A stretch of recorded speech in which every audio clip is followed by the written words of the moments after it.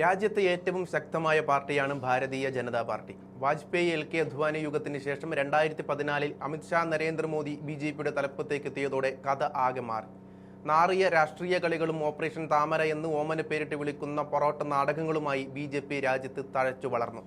വാജ്പേയി നയിച്ചിരുന്ന കാലത്ത് ആർക്കും BJPയിലേക്ക് പ്രവേശനമുണ്ടായിരുന്നു.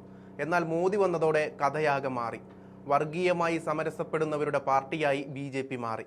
നേരത്തെ സൂചിപ്പിച്ച കാലഘട്ടത്തിൽ രാജ്യത്തെ പല സെലിബ്രിറ്റികളും വ്യത്യസ്ത പാർട്ടികളുടെ കൊടി പിടിച്ചവരുമെല്ലാം BJPയിലേക്ക് ഒഴുകിയെത്തിയിരുന്നു. അവരിൽ ഏറിയ പങ്കും ഇന്ന് തിരിച്ചുപോക്കിന്റെ വക്കിലാണ്. ന്യൂനപക്ഷ വിരുദ്ധത അതിന്റെ മൂർധന്യാവസ്ഥയിലേക്ക് നിൽക്കുകയാണ്. അന്ധമായ മുസ്ലിം വിരോധം വർഗീയ കലാപങ്ങൾക്ക് വിളനിലം ഒരുക്കുന്നതും നമ്മൾ കണ്ടു. ഏറ്റവും ഒടുവിലായി മറ്റൊരു സുപ്രസിദ്ധ മുഖവും കൂടി BJPയിൽ നിന്ന് പടിയിറങ്ങുകയാണ്.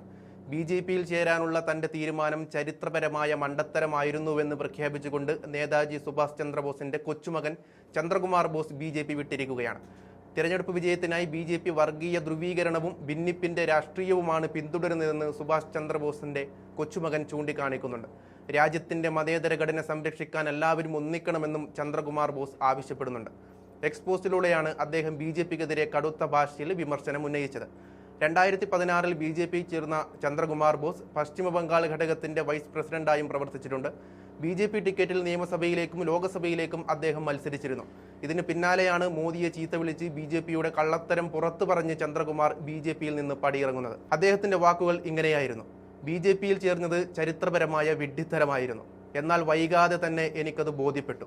വെറും തെരഞ്ഞെടുപ്പ് വിജയത്തിനായി വോട്ടർമാരെ ഭിന്നിപ്പിക്കുകയും ധ്രുവീകരിക്കുകയും ചെയ്യുക എന്നത് മാത്രമാണ് ആ പാർട്ടിയുടെ ലക്ഷ്യം. വർഗീയത കൊണ്ട് നേരിടാൻ കഴിയില്ല എന്ന് BJPക്കാർ ഓർക്കണമെന്നും ചന്ദ്രകുമാർ ബോസ് ചൂണ്ടിക്കാണിക്കുന്നുണ്ട്. രാജ്യത്തിന്റെ ഐക്യം തകർക്കാൻ ശ്രമിക്കുന്ന ഭിന്നിപ്പിന്റെ ശക്തികൾക്കെതിരെ സമാന ചിന്താഗതിയുള്ള രാഷ്ട്രീയ പാർട്ടികളും പ്രവർത്തകരും ജനങ്ങളും ഒന്നിച്ചു നിൽക്കണമെന്നും അദ്ദേഹം ചൂണ്ടിക്കാണിക്കുന്നുണ്ട്. രാജ്യത്തിന്റെ മതേതര ഘടന സംരക്ഷിക്കേണ്ടത് അനിവാര്യമാണെന്നും ജയ് ഹിന്ദ് എന്ന് കുറിച്ചുകൊണ്ട് അദ്ദേഹം വ്യക്തമാക്കുന്നുണ്ട്. നേതാജി സുഭാഷ് ചന്ദ്രബോസിന്റെയും ശരത് ചന്ദ്രബോസിന്റെയും മതേതര നിലപാടുകളും ഐക്യമെന്ന കാഴ്ചപ്പാടും BJPയിൽ നടപ്പാക്കാൻ സാധിക്കാത്തതിൽ പ്രതിഷേധിച്ചാണ് അദ്ദേഹം പാർട്ടിയിൽ നിന്ന് രാജിവെച്ചത്.